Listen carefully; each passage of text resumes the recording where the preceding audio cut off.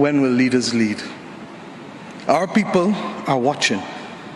If 1/3 of the world literally prospers and the other 2/3 of the world live under siege and face calamitous threats, leaders must not fail those who elect them to lead.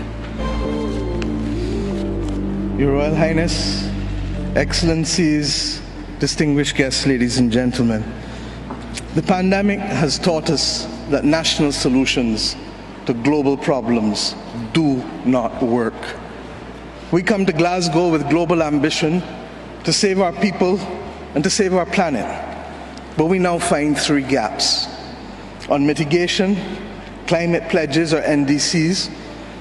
Without more, we will leave the world on a pathway to 2.7 degrees, and with more, we are still likely to get to 2 degrees. These commitments made by some are based on technologies yet to be developed, and this is at best reckless and at worst dangerous.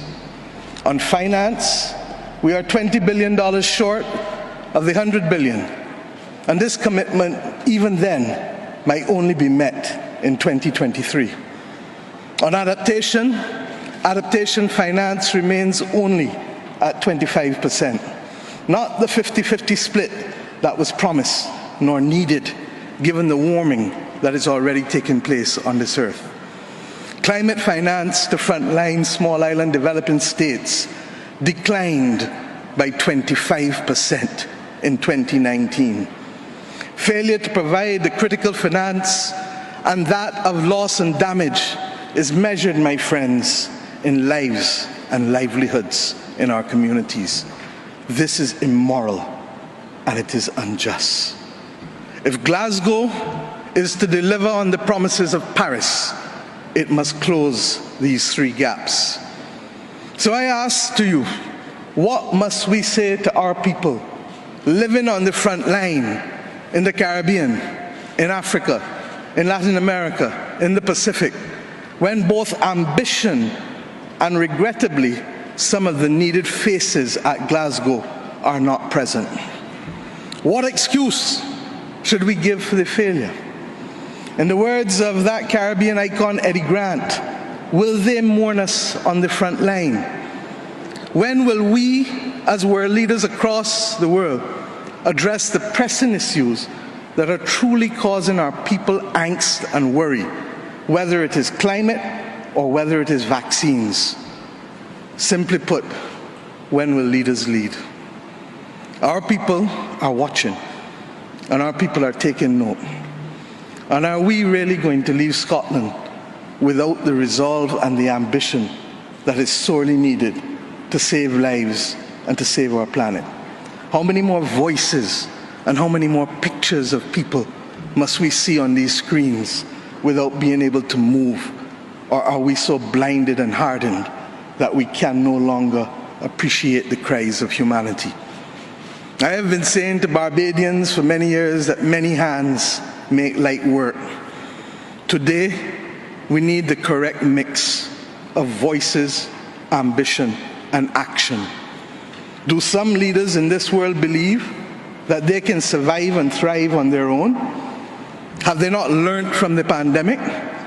Can there be peace and prosperity if 1/3 of the world literally prospers and the other 2/3 of the world live under siege and face calamitous threats to our well-being?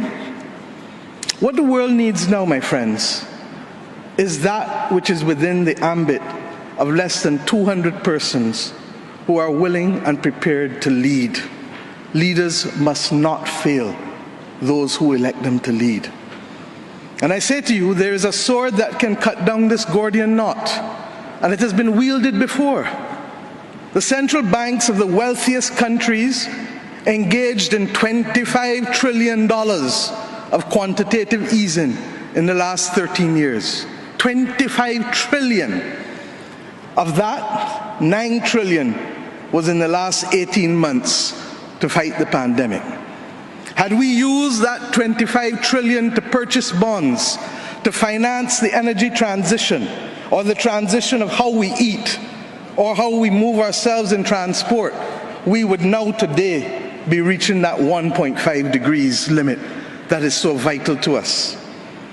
I say to you today in Glasgow that an annual increase in the SDRs of $500 billion a year for 20 years, put in a trust to finance the transition, is the real gap, Secretary General, that we need to close, not the $50 billion being proposed for adaptation.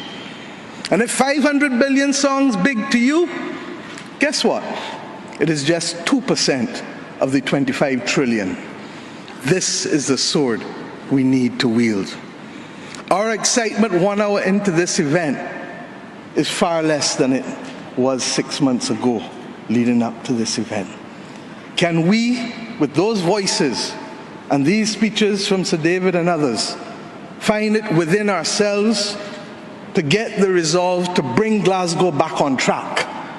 Or do we leave today believing that it was a failure before it starts? Our world, my friends, stands at a fork in the road. One no less significant than when the United Nations was formed in 1945. But then, the majority of our countries here did not exist. We exist now. The difference is we want to exist 100 years from now. And if our existence is to mean anything, then we must act in the interests of all of our people who are dependent on us. And if we don't, we will allow the path of greed and selfishness to sow the seeds of our common destruction. The leaders of today, not 2030, not 2050, must make this choice. Our people, the climate army, the world, the planet, needs our actions now, not next year, not in the next decade.